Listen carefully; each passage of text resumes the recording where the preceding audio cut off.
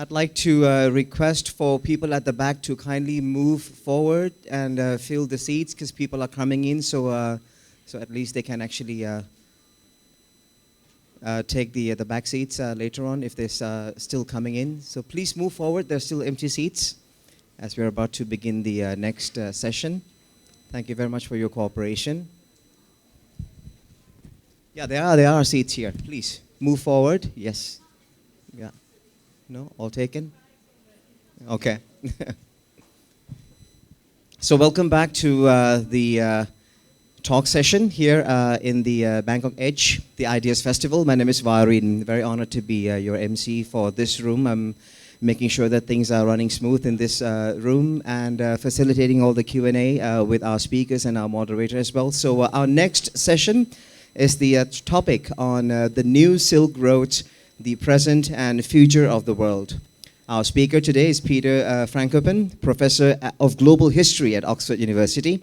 Fresh from the global success of the Silk Roads, has used both history and his thoughts about today and ideas about the future to reposition the axis of the world more to the east. And very relevant to Bangkok, Peter will be discussing the changing world of the 21st century, the rise of China, which I see as the continuation from what we discussed yesterday in this very room as well, and of its neighbors, to examine the challenges for the business, politics, and climate change in the decades ahead. And this session will be moderated and interviewed. Peter will be interviewed by Jane Purananda. She's a former journalist, manager of a Thai law firm, and consultant to the James H.W. Thompson Foundation. Please give both of them a big round of applause. And we agreed that they will have a conversation for about 40 minutes or 45 minutes, and then we will leave 15 minutes for the Q&A at the end, which me and my team will be facilitating the microphone to all of you who have questions towards the end of the session. So enjoy. Thank you. Jane, over to you. First of all, before we begin, on behalf of myself and I believe everyone else in this room, we would like to thank our host, the organizer of this, Narissa Chakrapong, for the amazing job she does every year coordinating these events. It really is mind-boggling when you see everything that goes on, and I really, really appreciate it. Now, actually, I don't want to disappoint you, but Peter and I made a secret deal before we came here that, in fact, he's written 2 books, and since yesterday you talked a lot about the first book, I would like to start by concentrating on this book. Bad luck. So let me just say that you've already been introduced, so I won't bother doing that. But as a result of Peter's writings, he's been described as a history rock star du jour. So I can't promise you a concert today, but I do think we're going to have a chance for some lively conversation. Okay. So, getting right to it, we'll start with a question about the first book. The Silk Roads, the first one here.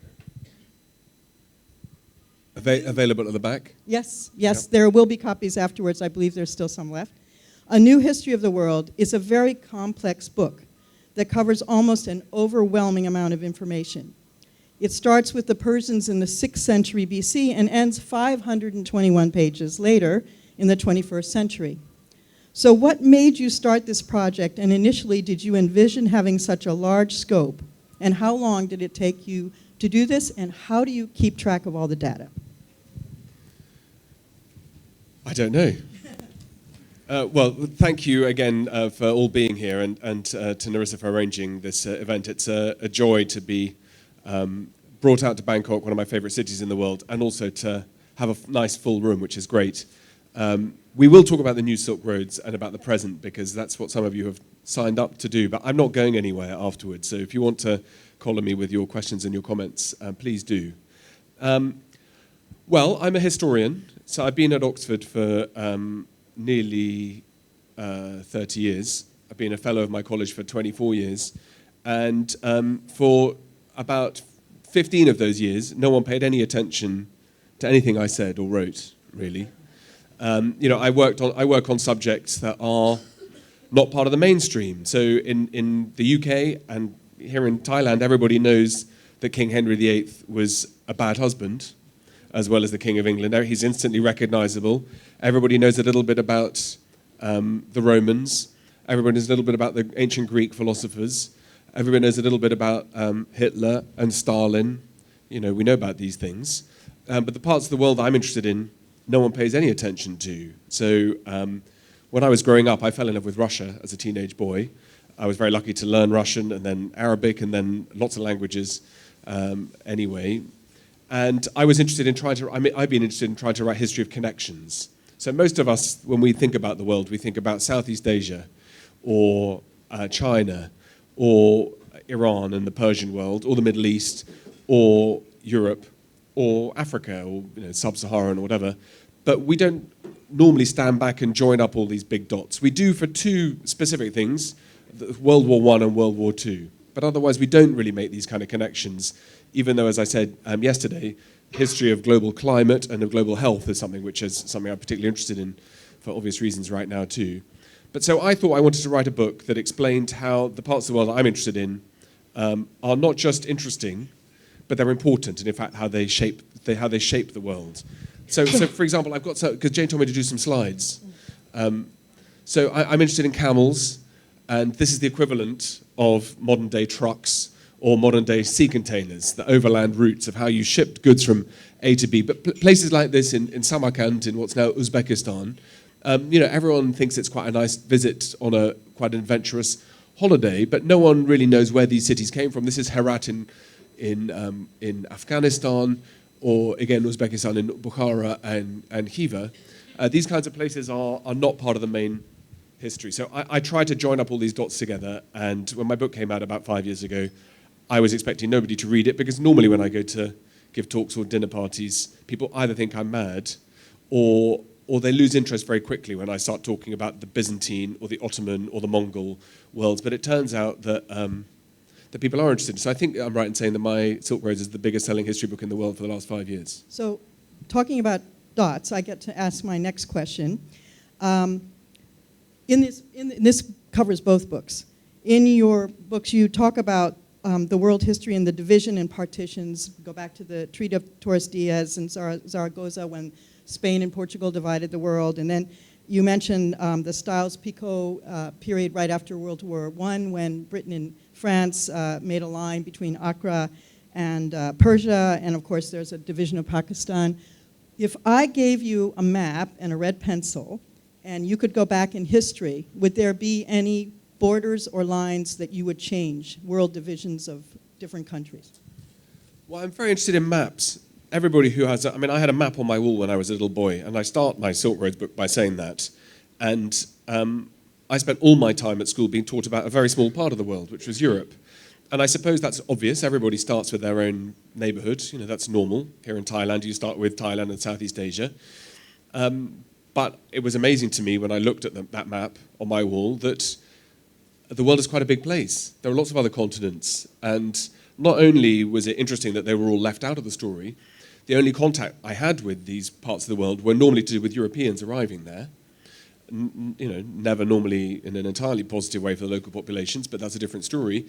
But the thing that was most striking to me as a boy was that when I would switch on the news on the TV, I'm a child of the Cold War, I saw SS-20 missiles being pushed into eastern Germany, pointed at not specifically at me, but at the UK. And I was at the school where every Friday we had a drill at 2 o'clock where we had to learn how to hide under our wooden desk in case there was a nuclear attack, because I was quite near a RAF, a Royal Air Force base. But when I switched on the news, I saw the Middle East in flames and Yasser Arafat, and I didn't understand why. I saw the tail end of the Vietnam War and of the Khmer Rouge come into Cambodia, spreading catastrophe to the population of Cambodia and across Southeast Asia. I lived down the road from the Iranian embassy, the windows had blown out. When I was 8 years old, I heard our windows of our house shook when that happened. And I remember thinking, well, all these maps are quite useful in a way, because it tells me how little we know about other parts of the world. And so your question about where would I draw lines, why would I, what would I focus on? Human beings, we are an incredibly interesting animal. It's incredible that we have the capacity to inflict suffering on each other on a profound scale in the right, or more likely the wrong circumstances. And yet an animal like us who is able to persecute and murder on a scale of millions is also capable of writing symphonies of turning up to book talks, of writing books, of creating music like we heard at Hugo's concert last night. We are incredibly inventive. And so that balance between what is it that tips us from being willing to cooperate with each other, willing to overlook differences. Why do we make differences in the first place? Why do we have different languages? Why do we have different faiths? Why do some of us wear shorts rather than trousers? Why do some of us prefer different colors? I think, and that way in which we exchange ideas and how we use ideas to model, how we improve, how we borrow, how we sometimes resist, I think it's a very important part of understanding our global history as human beings as well. So I'm really interested in why we make divisions, but I'm particularly interested in why we like when things go right. So my history I was taught at school was about wars, normally about men fighting wars and either glorious victories, because I was brought up in Britain and we did quite well in wars, and never about the defeats. But I suppose a bit like going to marriage counselling, if you want to teach young people how things work, you should probably teach them about systems, empires, worlds that are stable. My history was all about these breaking points, about when people fight, about when they kill each other, when they can't find any other solution apart from to pick up their weapons, which is a very, it's not necessarily a male history, but it tends to be about men. It tends to overemphasize glory and risk-taking.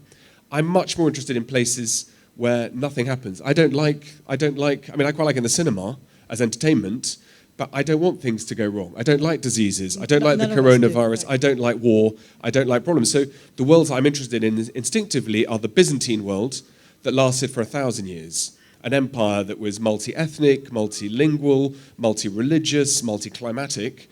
And despite the fact the word Byzantine is a very bad word in the English language, it's used to mean over-elaborate, untrustworthy.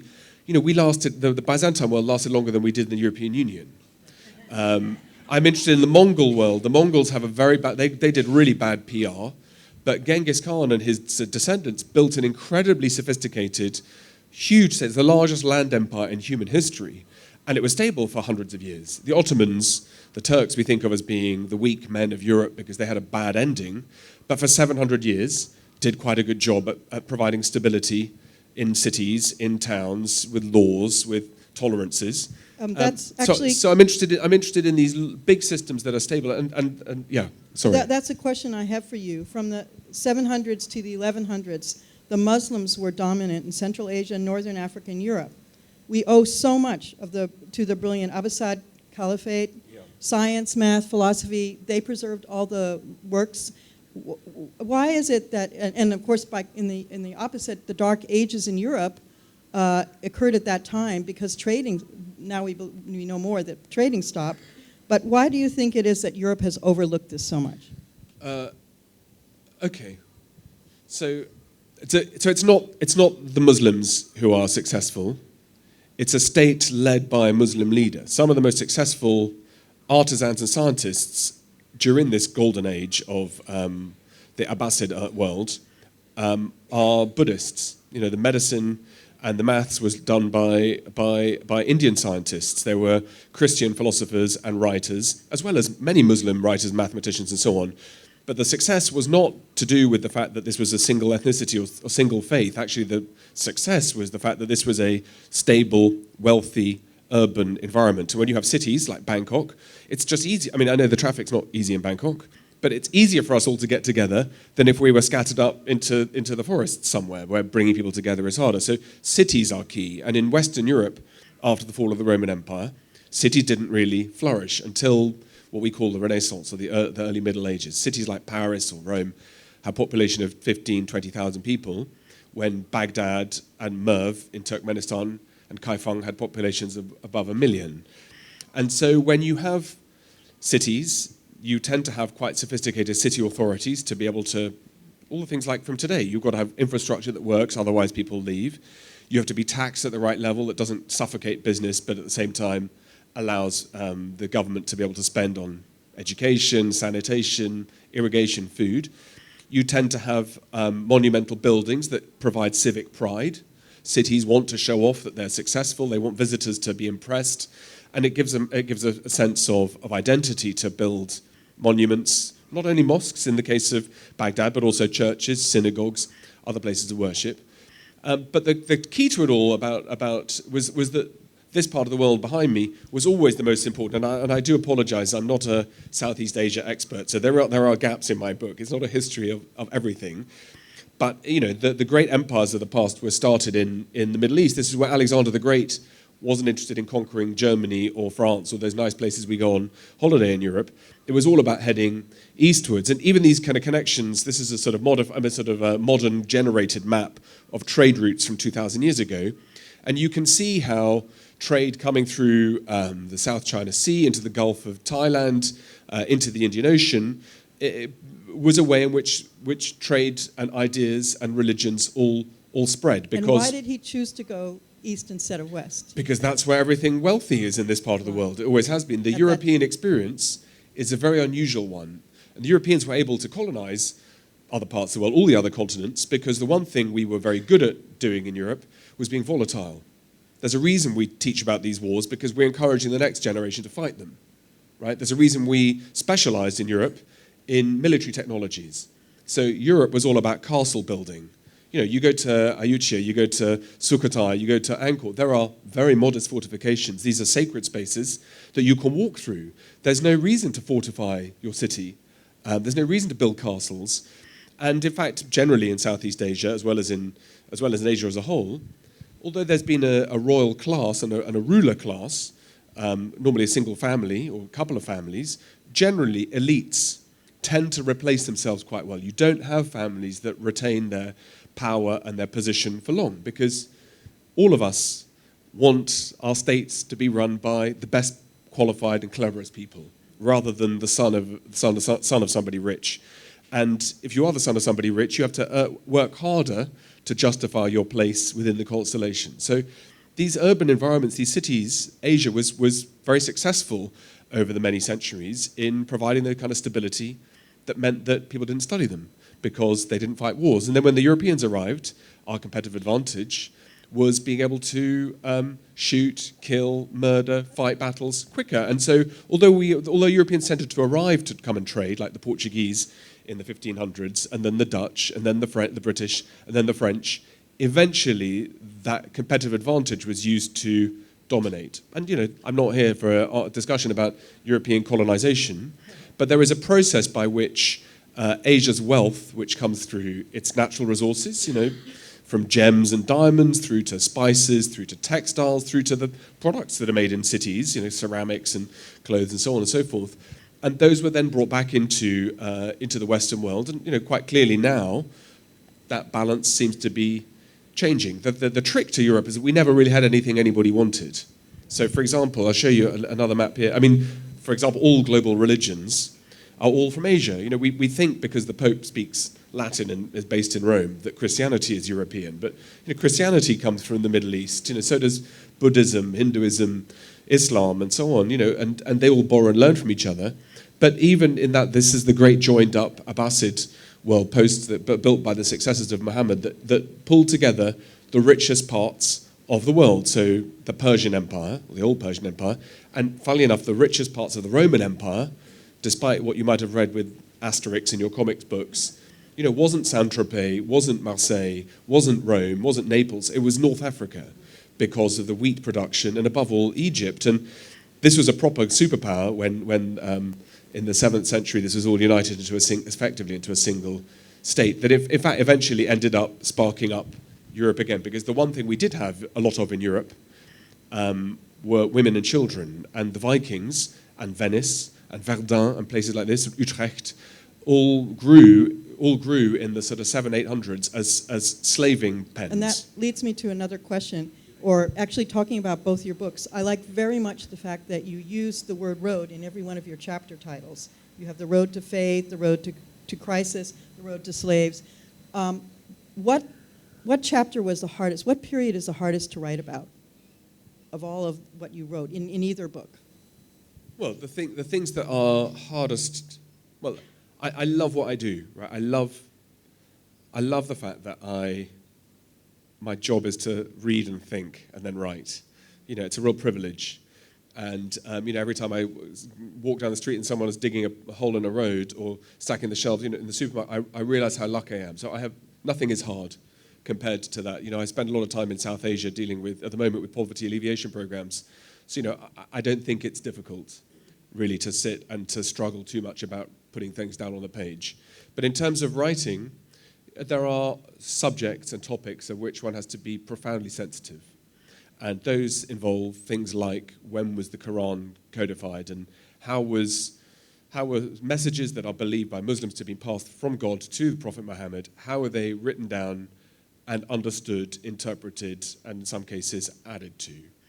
How does one write about things like the Holocaust, again, probably the most single sensitive topic in modern history, in a way that tries to explain what happened and why, while respecting the fact that 6 million people died and their descendants will read the book. So I think the sensitivities about what matters in today's highly charged political world require a very delicate, soft touch. And I think a good historian is able to write about difficult, polarized subjects in a way that is able to be balanced. But that's good history, whether you're writing about things people aren't sensitive about. I mean, no one's really going to complain too much if you talk about the Mongols being ravaging, rapist, and murdering, because there are not many people actually, internet connection speeds in Outer Mongolia are pretty fast. They're faster than they are in the UK, actually. But I don't get too many emails complaining from Ulaanbaatar, although I have quite a following in the steppe world because connecting and repackaging. But so I think there are sensitivities across lots of different things, and sometimes you can. It's easy to give offense to people because they have different opinions. But my job is to try to be, as Frank de Kooten said yesterday, it's about evidence-led. It's about explaining why sources are written. How do you marry the written things with the archaeology, with the new kinds of scientific materials that we have?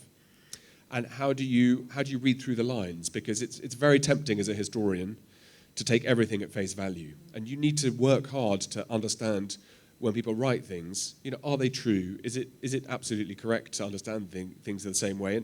And how do we ask simple questions? For example, with the Vikings here, when you're in Italy and you say ciao, everybody says ciao. It's a great greeting. You're actually saying schiavo. It's from Venetian slang, I'm your slave, because the Venetians sold so many people into slavery. And in fact, when you talk about the Slavic world or the Slavonic languages, that's where our word for slave comes from, because the Pope said it's fine to put people who are not yet Christian, it's fine to sell them in large numbers to rich buyers in the East. So there are lots of topics one has to be careful with, but like Braudel says, there's no point being a historian if you're not brave.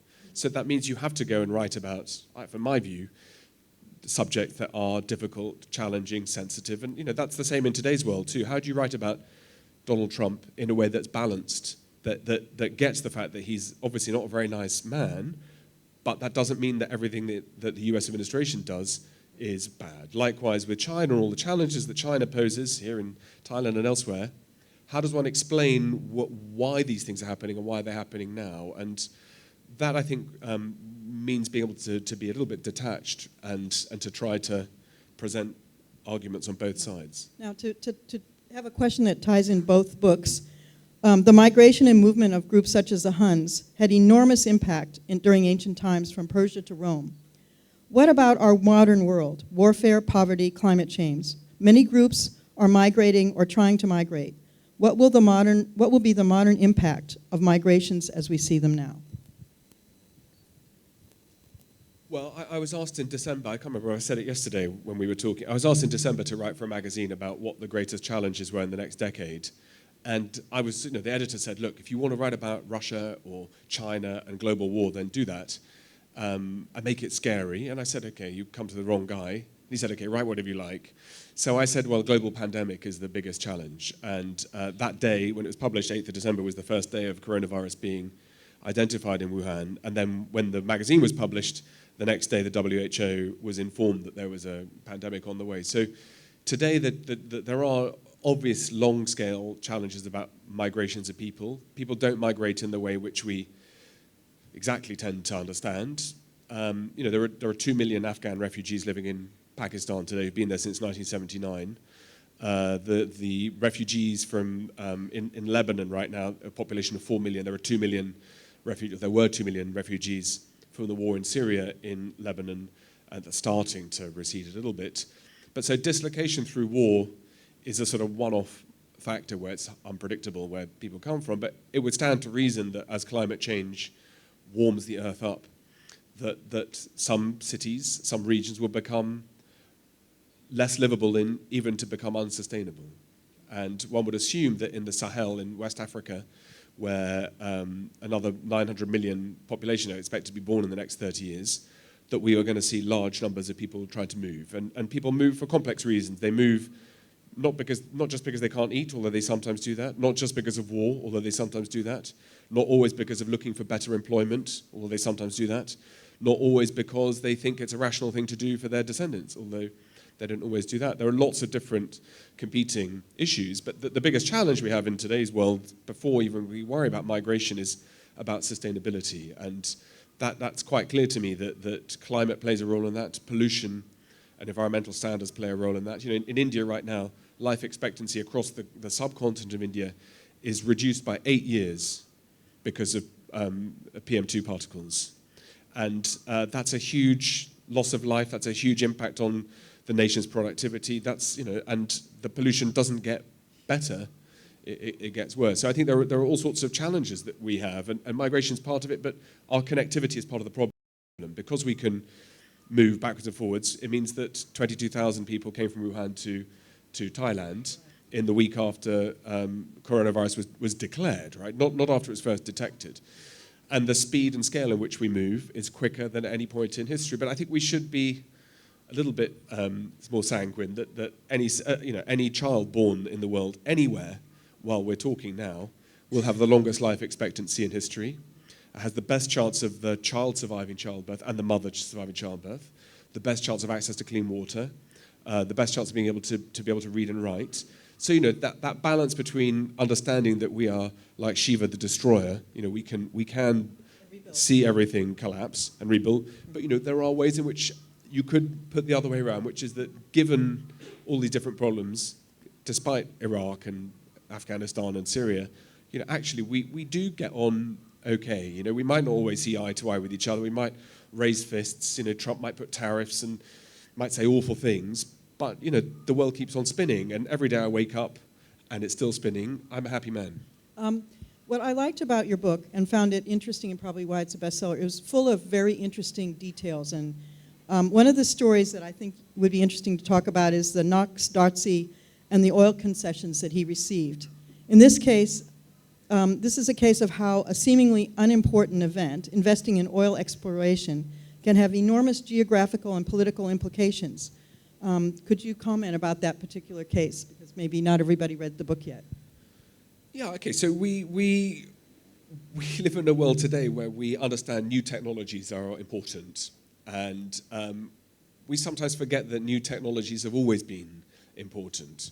The transition of coal to oil about just over 100 years ago reshaped the world we live in. I mean, as simple as that, both in terms of pollution, environmental, and so on, but also in terms of where is it found in largest volumes, and through sort of all sorts of flukes. You could say maybe the divine creator has a sense of humor.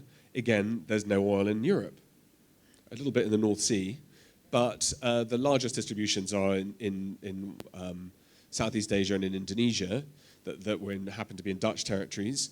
But the British realized that the need for oil was profound. And in 1907, a British prospector discovered oil in what was then called Persia, then changed its name to Iran, because the Germans thought that the Aryans were a good brand, and that Iran is the same word as Aryan, means noble. And the Shah in 1935 apparently thought that was a good idea. So I'd have thought it'd be more sensible to call themselves Persia again.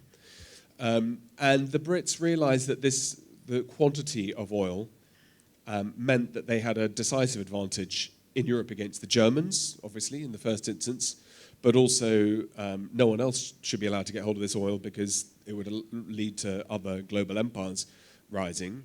So in the build-up to the First World War, and in fact, as soon as the First World War started, there were discussions in the cabinet, not about the front lines in Verdun and in Flanders and the traumas of the trenches in Western Europe. The discussions very quickly, in fact, within a couple of weeks, turned to the division and splitting up of the Middle East in a way that would achieve British advantage to secure the oil. And so the oil of Persia and Mesopotamia, which is now Iraq, was described as a first-class war aim. And as the war went on, the Brits and the French worked out, well, let's divide and make a whole new series of countries. The French weren't really paying attention. Well, that's not quite true. The French were very interested in the Eastern Mediterranean because there was lots of French investment in places like Beirut and Damascus. So that went into the French-speaking world, into the Frankophone sphere of influence. And the Brits managed to get hold of Mesopotamia and lent very heavily on Iran. And that story of oil is really the one that's dominated the last 100 years. You know, maybe it doesn't have to be either or compared to the Soviet Union and the Cold War and so on, but quite clearly the presence of Westerners in the Middle East has been hugely problematic. Who should share in that oil? What if there are costs of exploration that are substantial? You know, what's the right division of the profits? And BP's role, particularly in Iran, underpinned attempts to overthrow a successful attempt to overthrow the prime minister in 1953 who was elected, was the driving force behind Ayatollah Khomeini in 1979 and the Iranian Revolution, a driving force behind the evolution of Saudi Arabia into the state that it is today, a driving force behind bin Laden saying that we should boot out all Westerners and Europeans from the Hijaz and from the Middle East because that's what Muhammad said should happen. There should only be one faith in the Hijaz. So I think that story of how people will fight over money and how they will want to try to preserve resources for themselves is why people fight, and just by chance that's where the oil lay, and that still drives today's world of how should we deal with Khashoggi when he was murdered, the Saudi journalist. And to give Trump his credit, which I don't usually do, you know, Trump did say at the end, look, they've got a lot of oil and they buy a lot of our weapons, so obviously I'm not going to make a fuss. And you know, at least that's honest. Whereas what we tend to do in Europe is we tend to say, human rights abuses and it's all disgraceful how you treat women, but we can't sell them enough tasers or enough electric batons or military hardware or to live without oil in the Middle East. So that story of what the realities are and how careful you have to be in dealing with other people is part of what's still today. In your book, you pointed out that in certain periods when economic conditions were favorable to populations, there was more, populations were more open to ideas and sharing and more welcoming to different religions. Whereas when economic conditions are poor, there is much less tolerance. Can you explain this and give an example? Well, it doesn't always work that way, and there's no sort of blueprint. You know, there are some periods and some regions in history that are profoundly tolerant and then become profoundly intolerant. Being caught in the wrong place at the wrong time, particularly if you're a minority, or you look different, or you speak the wrong language, you know, you can suffer very heavy persecution. It's not just a story of the 20th century in Europe, but you know, by and large, it stands to reason that states and cities that are successful, ambitious, open to the outside, and successful at trading and at regulating themselves tend to be much more multicultural because you tend to attract people from different parts of the world to come and live there. And soon, local populations realize that just because somebody worships in a different way or eats different food or dresses in different ways, that they're not necessarily a threat. But over the long term, there can be sudden impacts to that. You know, things can go wrong. You know, for example, in the 11th century in Baghdad, largely driven by climatic change, where suddenly you have a 3 or 4 year period of hunger. Normally the people who get turned on first are the people who look different, who worship in different ways, who wear different clothes, eat different things. And what happens then, they can go from being driven out to being locked up to being murdered. But the general rule of thumb is that the more self-confident a place is, the more willing it is to let people in. So, you know, New York in the 20th century, home to any millions of different peoples from thousands of different languages. You know, you get in a New York, used to get a New York taxi. Now you don't have to because you don't speak to the person who drives the Uber But you go into New York taxi and it's lucky dip what language they might speak. And successful, vibrant states don't feel threatened when new arrivals come because it's obvious that the people who are living there will want to become American in due course. We were just discussing before this started that you've experienced in England that the Brexit is causing a lot of reaction to people that are not in England. The case of the lady you were going through the immigration and... Yeah, I mean, we're living through a sort of odd time right now in the UK and in Europe, I think, to say the least. But, it's something that hugely preoccupies us in the UK and in Europe. But essentially, globally, it's completely meaningless. If you're living in Nigeria or in Thailand or China or whatever, it's interesting because it may be a signifier of wider trends. And it's interesting because the Brits we've been very successful in the last 200 or 300 years in convincing people that we're rational. We've been quite successful in convincing people we've got a sense of humour, which we do. And that's not the same for every country in the world, I can promise you that. And so people are, and Britain has a reputation for being fair through its legal systems and so on, and balanced. Whether the evidence justifies all of those is a different story. I don't really write about that. But so people are watching Brexit. But here, if you're living in Bangkok, 99.9% of the people's lives are not going to be affected by what Boris Johnson may or may not do. But clearly in Europe, we are having a real challenge to work out what is our role in a changing world. What is our role in a world where China's economy is growing, it's militarily ambitious, it's politically ambitious? What's our role in a world where Southeast Asia has had an extraordinary period of growth in the last 30, 40 years, actually last 50, 60 years? What do we do with the fact that manufacturing has basically moved out of Europe, but we're still rich societies, so we're good consumers? What do we do in a world where the United States is playing by different kinds of rules? And so I think that there is a kind of symbolism in the fact that the world is changing, and it could be that Britain has reached the right answer with the wrong workings, that it could be in this highly competitive world, the inefficiency of multilateralism, the fact that everybody else is doing kind of me-first politics, everyone else putting their own interests first, that it's not completely irrational to say, well, let's try and do it ourselves. And as I was saying before at lunch, what it requires in the UK now is we need to be both skillful and lucky. And those two very rarely go hand in hand. And but it's not impossible. I think that the challenge is that the world feels like such a strange place right now, even though for the last 30 years there's been no global war. Iraq and Afghanistan and so on. I understand that, Syria, but we've been at peace. This has been 30 years that's seen the fastest period of global poverty eradication in history. All these wonderful things about a child being born today.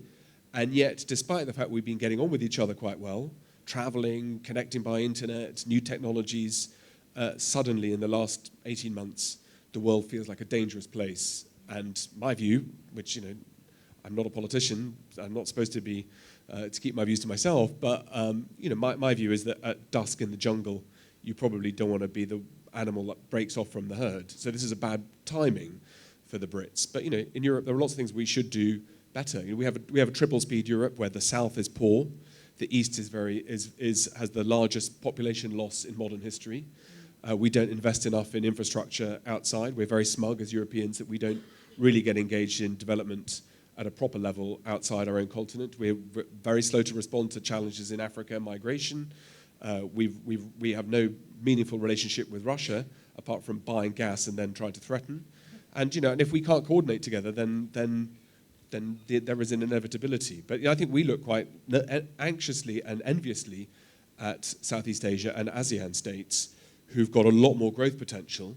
I can't see where in Europe or in the UK the quality of our lives will improve. So my children, or my generation's children, will be poorer than we were, have fewer choices, have less likely to own property, and find more challenges in terms of social mobility. Here in Southeast Asia, lots of things can go wrong. You might also end up on the scrap heap like we do, but there's a lot more reason to think that things will improve. And you make different decisions if you're optimistic, and different decisions if you're open-minded about the future when you have options, rather than falling back on them, but falling back on yourself. Can we go back in history a bit? Because I want to relate back the past to now. You referred to in your book the Kushan period in India, and you also talked about the Persians as well, that the struggle of different faiths was highly political, and how these rulers built huge temples or religious monuments attesting to their dominance and power. In the modern world, have we changed from building temples to constructing airports, infrastructure projects, and new shopping malls to show greatness? Sure. Yeah. Why not? Why not? I suppose, the new saints are like the Kardashians or George Clooney, right? They're living amongst us, they look like us, and yet they're better looking, richer, and they have idyllic lives. It's perfectly plausible. But I'm not sure where one goes with that. You mentioned a lot of projects in Central Asia where they're building airports. Well, Turkey, Erdogan, the new airport, all those projects. Is that the way the world is developing? Well, if you want people to come and live happily in Bangkok or Istanbul, you need to have infrastructure that works. And that means public transport, that means sanitation, that means recycling, that means air quality. That means, being able to bring in food, vegetables at prices that work and are reasonable and are sustainable. So, one of the things I put in my new book is that 80,000 kilometers of high-speed rail has been built in China in the last 15 years. We're trying to build one railway line in the UK called HS2 that connects London to Manchester. That's not very far. We've so far already spent $5 billion, I'm not joking, £5 billion pounds, so about $7-8 billion. We've not laid one, I say we, not a single metre of track has been laid. And the idea that we know in the UK we're very unequal in the country, as Thailand is and so on. There's over concentration on single cities, but that's how it is. We're very aware that needs to be changed, but we're very bad at doing it. And so there's something called the Northern Powerhouse, which is supposed to galvanise the north of England. And if you look on the website, they took it down after my book came out because it got a bit of coverage in the press. The three pieces of news were, number one, 3 apprentices had been hired in Leeds. 3, not 3,000 or 3. Number 2, Manchester Airport had a new poster display. And the other piece of news, and the only big achievement so far of the Northern Powerhouse, 5 billion is just for the railway. So far, 10 billion has been invested. Is that the south entrance to one of the stations in Yorkshire has been significantly remodeled, right? And so we're not very good. Governments that are developed, like the United States, are not very good at building infrastructure because they did it a long time ago, so they're very inefficient. So typically, the bypass in Aberdeen, for example, a city in Scotland, for those of you who don't know, Aberdeen, was 10 years late, and it was 3 times over budget. It cost £1 billion rather than 300 million. And when you're bad at delivering infrastructure projects, there's zero high-speed train infrastructure in the United States, for example, then parts of your country fall behind. So, like in Bangkok, you can build high rises, you can build what you need, but if the government and central authorities don't invest in the nitty-gritty of infrastructure, then you become uncompetitive. And Bangkok is competing with Singapore, with KL, with cities regionally in Southeast Asia. Increasingly, Bangkok is competing with cities around the world. Can you attract people to come and build their new businesses headquartered here? Can you attract talent? And to do that, you need to have infrastructure that works, because wasted time every day sitting in a rush hour jam or being expensive for your workers to get in every day and having poor quality of life dramatically affects your ability to generate growth. And leading from that question, is history in our world moving faster and becoming less predictable because of artificial intelligence or potentially uncontrollable monetary systems such as Bitcoin? I think the monetary systems is a very interesting question. I do a bit of work with a few governments around the world, and the challenge with that is that the people who want to use digital currencies tend to be people who buy the new iPhone the day it comes out, right? There's a bit of that. You want to be the first leader. But the majority tends to be people who want to sell drugs, traffic people, particularly traffic women, and people who want to avoid paying tax. So not surprisingly, states aren't particularly keen on facilitating digital currencies to allow for destabilizations like that. So that's the digital side, who knows, but blockchain technology if it's done in the right kind of way, globally could cut down costs, make life easier and so on. So that's one side. machine learning, AI, and so on, there are lots of people much better qualified than me to answer those kinds of questions. So I slightly fudge it, but quite clearly the ways in which workforces will be modified in the future is dramatically, has lots of variables and lots of dramatic potential consequences. But so too to biotech and the way in which we can genetically modify, and in fact some people are already intervening in the human genome and the ability and resistance to things that has all sorts of consequences. There's the first legal cyborg living on Earth today, someone who's implanted computer chip microprocessors into his brain and got himself classified as no longer fully human. So these new challenges we face are significant, but we are crazy to think that new challenges didn't happen in the past. But the speed at which change is happening is what's dramatic today. We're supposed to be opening questions to public, but I have one more because I think it was very interesting in your second book. You mentioned that Soleimani, who was, of course, recently killed by an attack ordered by President Trump, had mentioned that Trump was making the threats of a nightclub owner. Could there have been a personal vendetta in the attack that Trump ordered, do you think? I don't know what Trump was shown. Soleimani, the Iranian Revolutionary Guard leader who was taken out by a drone strike in Baghdad a few weeks ago, had said, as Jane said, called Trump nothing better than a nightclub boss and a cheap casino owner. We know that Trump takes personal insults unbelievably personally, and like any bully, which is not necessarily a bad thing. Leaders don't, like Frank Dakota was saying yesterday, you don't get to the top of a democratic system, let alone an autocratic one, without being able to have sharp elbows. Show me a politician who's going to take an insult and I'll buy you coffee. But Trump is particularly aggressive at dealing with any kind of slight. So it may well be that was on the dossier of of the options he was given. It's clear that he was, clear insofar as we can find out what's going on in the White House. Trump was apparently presented a whole range of options, of which killing Soleimani was one.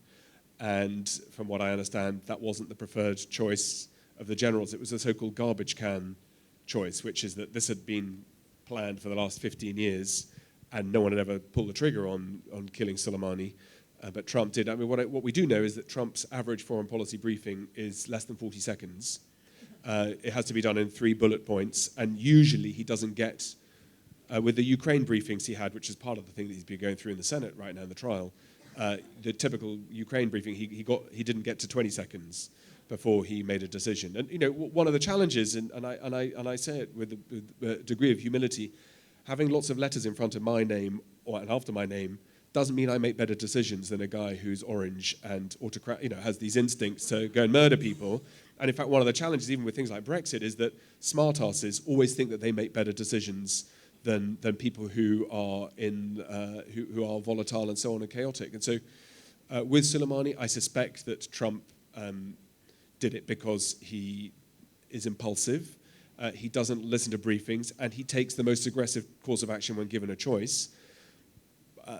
What we in my liberal bubble, who everybody complained about it, what they'd have actually done, I don't know. Soleimani was not a particularly nice piece of work, and for sure gave the instructions to do much worse to other people when he had the choice. But Trump, is impulsive. He's aggressive, and his mantra, which one of the White House insiders put it, his signature for American foreign policy under the Trump administration is "We're America, bitch." And we will do what we want on our terms, whenever we want, even if it brings the pack of cards come tumbling down. And that's a real challenge to multilateralism. That's a real challenge for Southeast Asia, trapped between China on the north, not very far away, India as well, Thailand, which has had a history looking north, south, east, and west. These big seismic changes of suddenly the guardian of the so-called international world order saying, do you know what, we're only going to play that game if it favors us.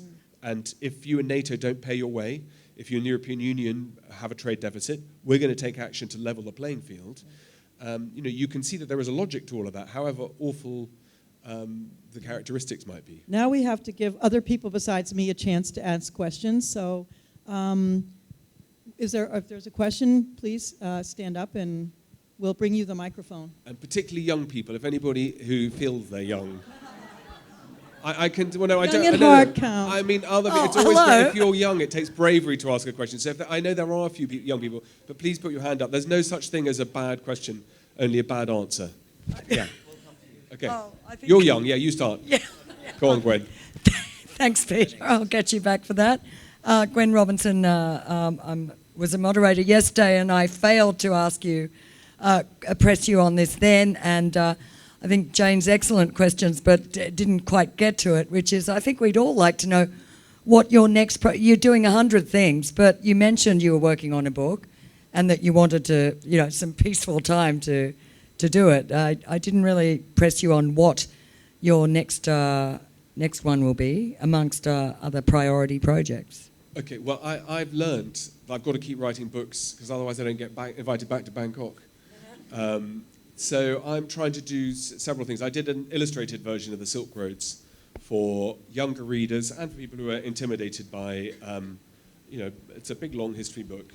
And I'm an educator. My job is to teach not quite young people, but people age 18 and upwards, and my PhD students. So I'm doing a series of books for younger readers to be able to teach them about other parts of the world. So a series that will follow on from the Silk Roads Illustrated. That's what I'm trying to do right now in the next 10 days because I'm behind my deadline. But my current big project, I've got two. One is a big new history of Russia that will take years to do. I need to spend quite a bit of time in Moscow, and one of the key archives has been closed. So it will be helpful to be able to, I think I can get in because I know people in Russia who can make things happen. But that's a while away. But the thing I'm writing that hopefully we'll do this year is how we use science to better understand history. So when I was a young historian, I was taught how to read written sources and then introduce the archaeology, which is important, then into complex mathematics and statistics. But there's a whole new range of materials that we can use to understand the past. So things like LiDAR, so big mapping of areas from the sky and from satellites that show you the extent of settlements. We're identifying new caravanserais and sort of oasis stations across the spine of Central Asia that no one would ever see from the land and knew existed, but you can see them from space. I'm doing a lot around climate science, about climate change in the past. That's a kind of big part of my new book, which is how changes in global temperatures have affected population distributions, the success of cities, and so on. And there's some quite interesting material that I'll hopefully bring together at the end of this year. I think there's a question right in front.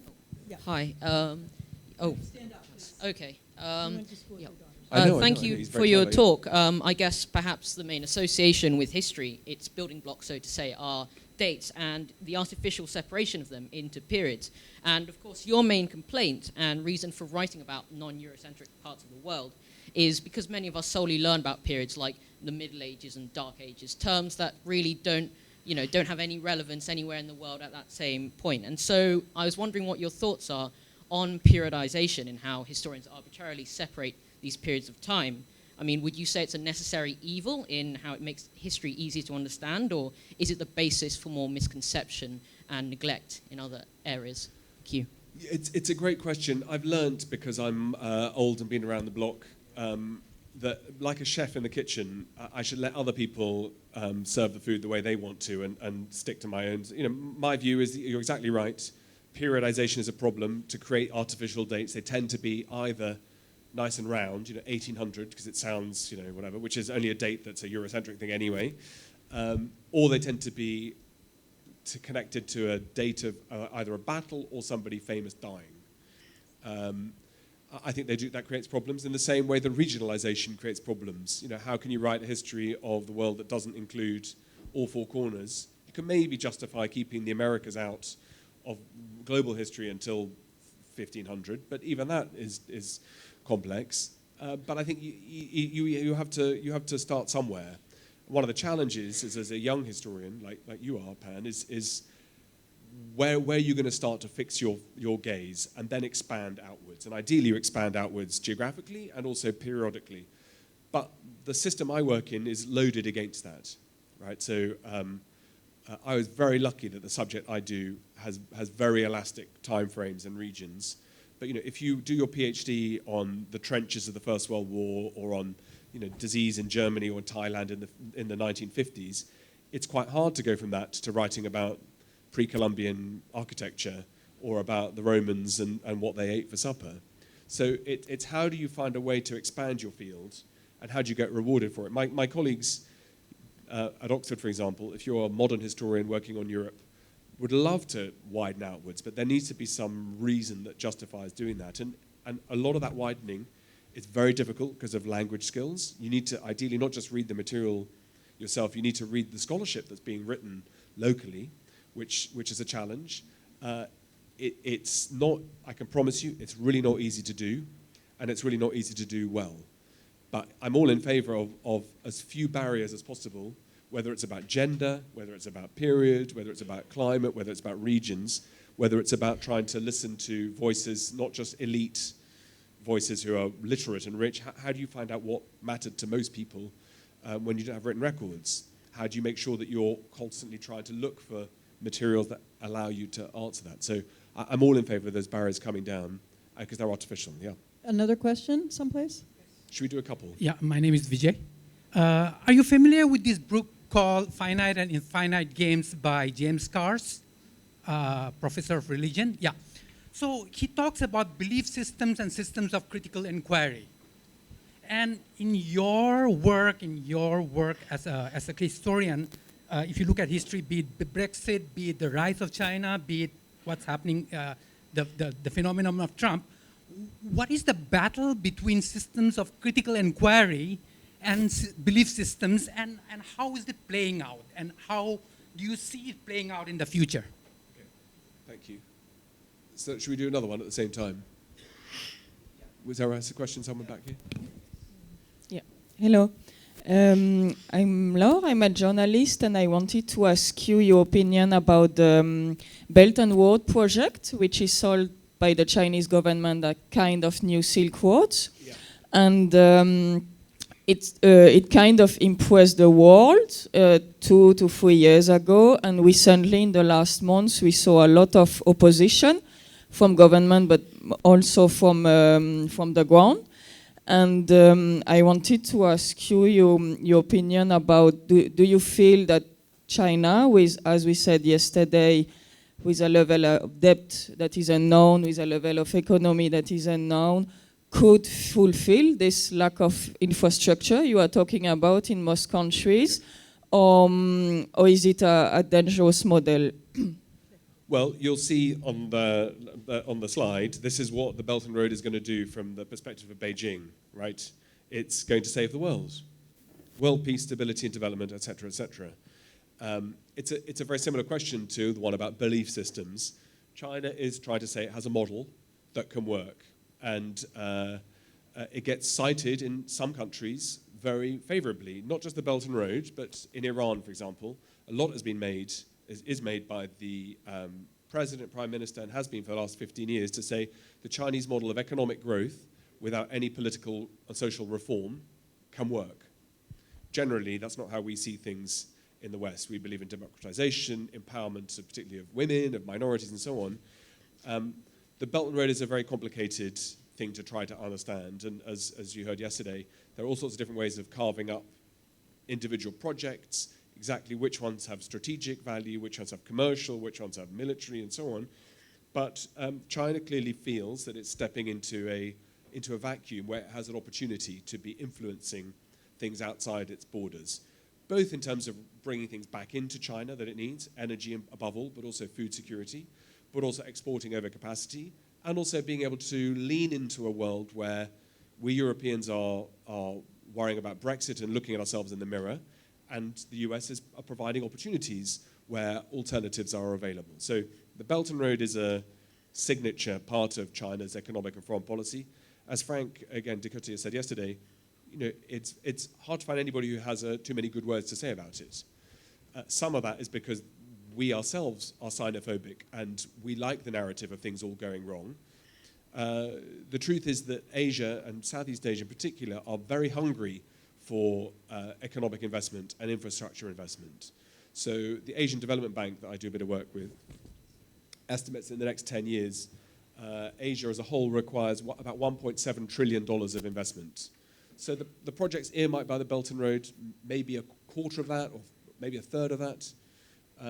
There's plenty of room for other people to invest and to put money into airports, railway lines, energy plants, and so on. But from what I can see, the US, the EU, Britain, we're not willing to build sanitation plants in Karachi or desalination plants in Karachi or clean energy, or energy plants that allow there to not be power outages in places like Lahore, a city with 13, 14 million people.